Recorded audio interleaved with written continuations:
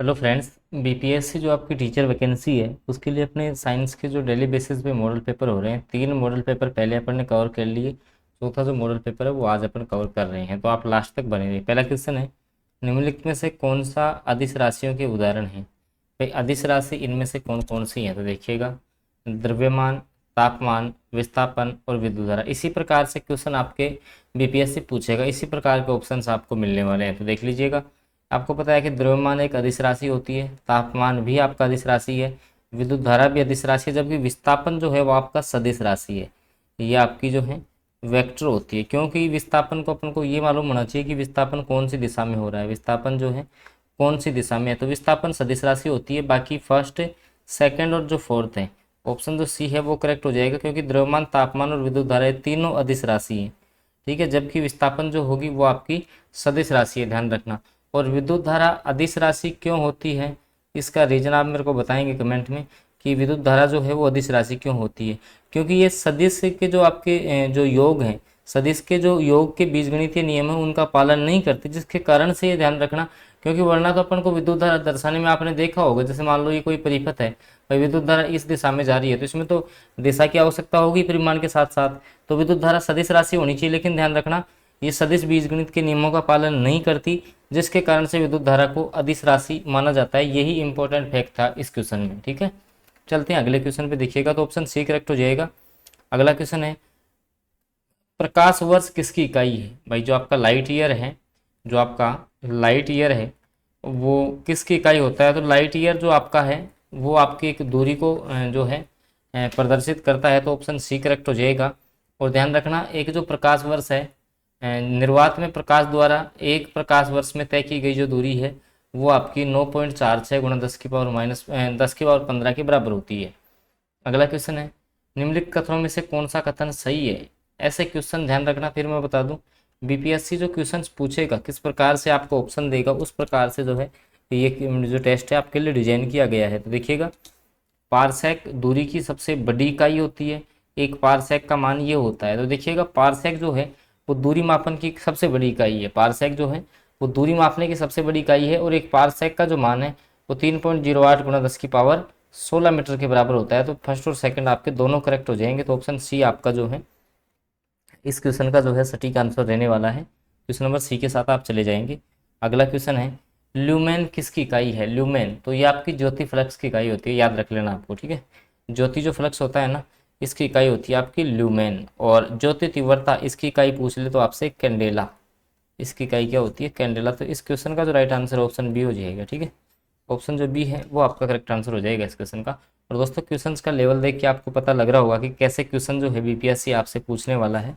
तो आप daily basis पे टेस्ट जरूर दें और चैनल को सब्सक्राइब करके चैनल के साथ जुड़ जाएं, ताकि आपको काफ़ी स्टडी मटेरियल जो है वो आपको यहाँ से प्रोवाइड करवाया जाएगा। अगला क्वेश्चन देखो, मात्रकों की जो अंतर्राष्ट्रीय पद्धति है वो कब लागू की गई थी, एसआई पद्धति। तो ये आपकी जो है 1900 आपकी 71 में लागू हुई थी एसआई पद्धति। ऑप्शन डी करेक्ट हो गया। लेकिन आपको पता है कि 7 मूल मात्रक होते हैं और 2 इनके व्युत्पन्न मात्रक हैं। तो कौन कौन से मूल मात्रक अपन देख लेते हैं, देख लीजिएगा। लंबाई का मात्रक मीटर होता है, द्रव्यमान का एसआई मात्रक किलोग्राम है, विद्युत धारा का एम्पियर है, समय का सेकंड होता है, ताप का केल्विन है, ज्योति तीव्रता कैंडेला है, पदार्थ की मात्रा को मोल में मापते हैं। इसके अलावा 2 आपके जो व्युत्पन्न मात्रक हैं, समतल कोण का जो मात्रक है वो रेडियन होता है, जबकि ठोस कोण का मात्रक स्टेरेडियन होता है, आपको याद रखना है।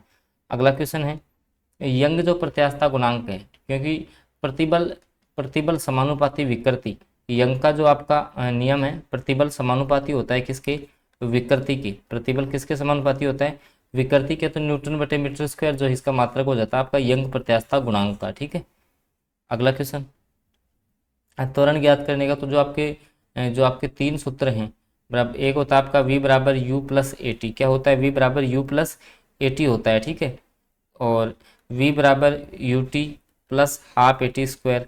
तो यहाँ से एक की वैल्यू निकाली गई है, तो कौन सा सूत्र सही हो जाएगा, v माइनस यू टी वाला। ठीक है, अगला क्वेश्चन,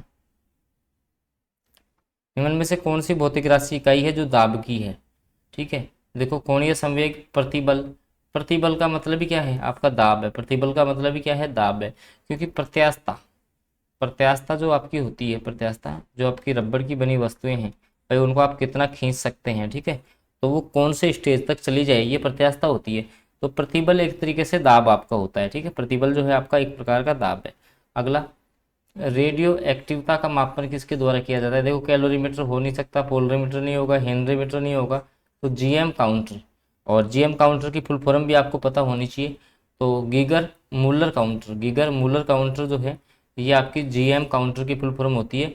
और ये काम क्या करता है, जो आयनिक विकिरण होती है आपकी, जो आपकी आयनिक जो विकिरणें होती हैं इनको मापता है आपका कौन, गीगर मूलर काउंटर। ये आपकी जो आयनिक विकिरणें होती हैं इनका मापन करता है ये। अगला क्वेश्चन, एक जो आपका किलोवाट घंटा है, आपका जो एक KWH, अब आप इसका मान ऐसे भी निकाल सकते हैं। देखो एक जो आपका 1 किलोवाट है उसमें आपके 1000 वाट होते हैं, ठीक है। एक घंटे में आपके सेकंड कितने होंगे, तो आपके 3600 सेकंड हो जाएंगे। तो इस प्रकार से जो आप इस क्वेश्चन को हल कर सकते हो।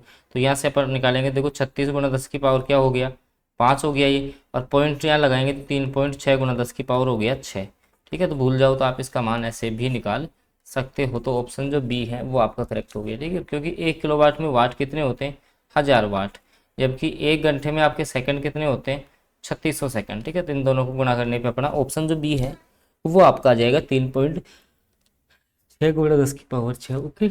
ऑप्शन बी आपका जो है इस क्वेश्चन का करेक्ट आंसर हो जाएगा। अगला क्वेश्चन, चाल का मूल मात्रक क्या होता है। देखो चाल, भाई चाल अपना क्या होता है, चाल का फॉर्मूला आपने देखा होगा, दूरी बटा समय। चाल का फॉर्मूला क्या होता है, दूरी बटा समय। दूरी को अपन किस में मापते हैं, मीटर में। समय को किस में मापते हैं, सेकंड में। तो मीटर पर सेकंड।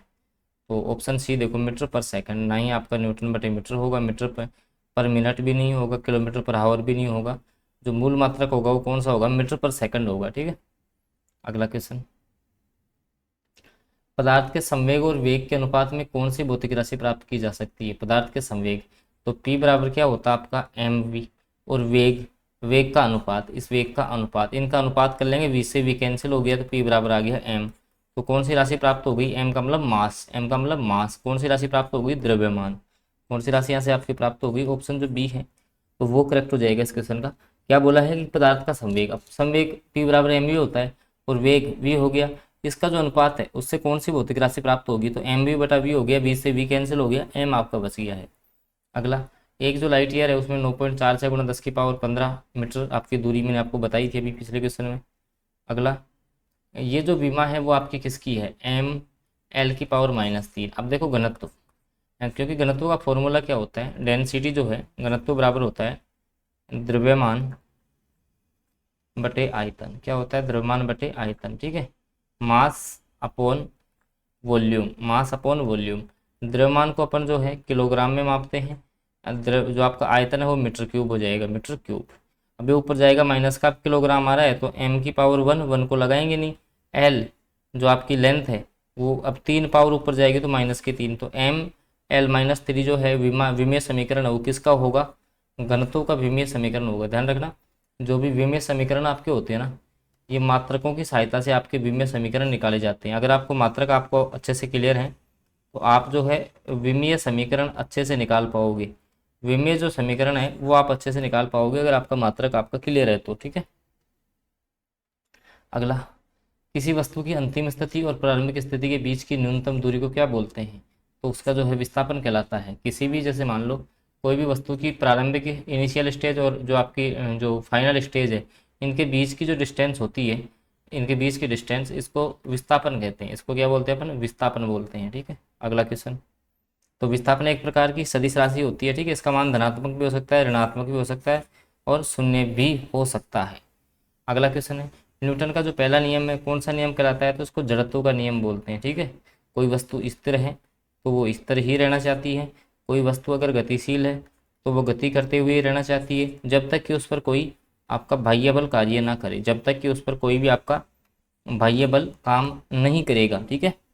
अगला क्वेश्चन, किसी पिंड के उस गुणधर्म को क्या बोलते हैं जिससे वह एक सीधी रेखा में विराम या गतिमान गति की स्थिति में किसी भी परिवर्तन का विरोध करता है, तो उसको जड़त्व बोलेंगे। उसको क्या बोलेंगे, जड़त्व बोलेंगे। ऑप्शन जो ए है वो करेक्ट हो जाएगा।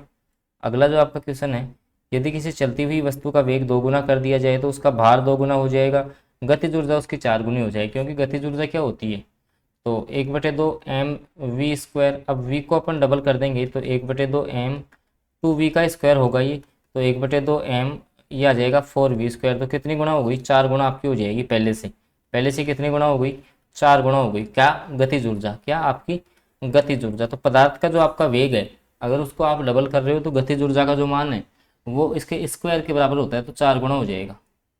और अगला क्वेश्चन है, कौन सा न्यूटन गति का तीसरा नियम है, तो रॉकेट का आगे बढ़ना। रॉकेट का आगे बढ़ना न्यूटन की गति के तीसरे। और थर्म किसकी यूनिट है, लास्ट क्वेश्चन है, तो उष्मा की। ठीक है, उष्मा की इकाई थर्म। तो ये दोस्तों कुछ क्वेश्चंस थे एनसीईआरटी साइंस बेस्ड, एनसीईआरटी के साइंस के क्वेश्चंस थे जो अपन ने कवर किए हैं। जानकारी आपको अच्छी लगी हो तो वीडियो को आप लाइक कर देना, चैनल पे नए हैं तो सब्सक्राइब कर लेना, और डेली बेसिस पे आप मॉक टेस्ट जरूर लगा ले, ताकि जो है आपकी आने वाली जो बीपीएससी टीचर वैकेंसी है उसमें आप अच्छा स्कोर कर पाओगे और कहीं ना कहीं जो है आप सिलेक्शन इसमें ले पाओगे। धन्यवाद।